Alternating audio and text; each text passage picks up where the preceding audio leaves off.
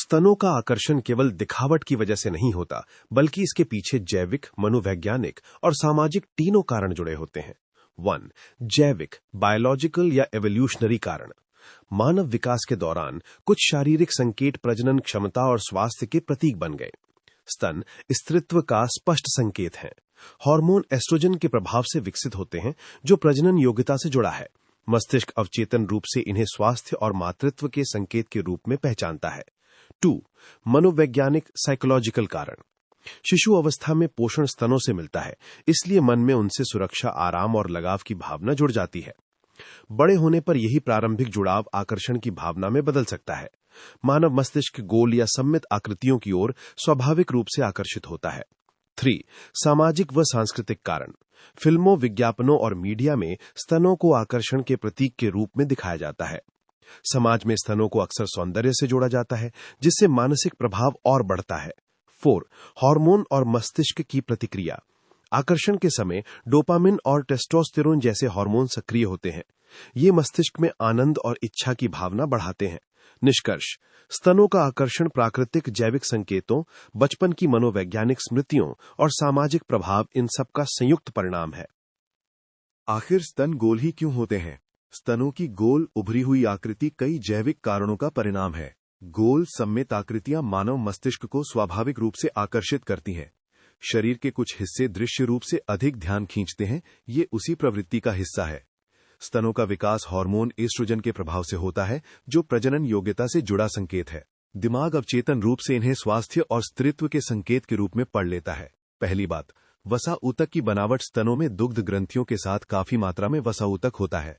ये वसा ऊतक त्वचा के नीचे समान रूप से फैलता है, जिससे प्राकृतिक रूप से गोल और भरी हुई आकृति बनती है। दूसरी बात, दुग्ध ग्रंथियों की संरचना।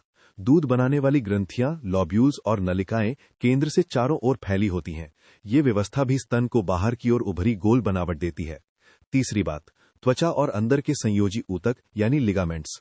त्वचा और अंदर के संयोजी ऊतक यानी कूपर लिगामेंट स्तन को सहारा देते हैं और आकार को बनाए रखते हैं। इनका फैलाव गोल आकार को स्थिर करता है। चौथी बात, हार्मोन का प्रभाव। किशोरावस्था में एस्ट्रोजन के प्रभाव से वसा और ग्रंथियां बढ़ती हैं। ये वृद्धि चारों ओर समान रूप से होती है, जिसे गोलाई बनती है। पांचवी बात, कार्यात्मक कारण। गोलाकार दूध संग्रह और स्तनपान के लिए व्यावहारिक भी है। ये अंदर की संरचनाओं को व्यवस्थित जगह देता है और त्वचा पर तनाव समान रखता है। स्तनों को छूने की इच्छा भी दिमाग और शरीर की स्वाभाविक जैव मनोवैज्ञानिक प्रक्रियाओं से जुड़ी होती है। स्पर्श की मानवीय प्रवृत्ति। मानव त्वचा में स्पर्श संवेदना यानी टच रिसेप्टर्स बहुत संवेदनशील होती है। जिन हिस्सों को दिमाग आकर्षण से जोड़ देता है, उन्हें छूने की जिज्ञासा या इच्छा बढ़ सकती है। हार्मोन और आकर्षण। आकर्षण के समय टेस्टोस्टेरोन और डोपामिन जैसे रसायन सक्रिय होते हैं। ये निकटता और स्पर्श की इच्छा को बढ़ा सकते हैं। शुरुआती जीवन का जुड़ाव। शिशु अवस्था में स्तन से जुड़ा पोषण और सुकून का अनुभव होता है। वही गहरी स्मृति बड़े होने पर निकटता और लगाव की भावना से जुड़ सकती है। अंतरंगता का संकेत। वयस्क संबंधों में स्पर्श को अपनापन, विश्वास और अंतरंगता के संकेत के रूप में देखा जाता है, इसलिए मन उसी दिशा में जा सकता है। सामाजिक प्रभाव। मीडिया और संस्कृति में कुछ शारीरिक अंगों को आकर्षण के प्रतीक की तरह दिखाया जाता है, जिससे मानसिक संबद्धता और मजबूत होती है।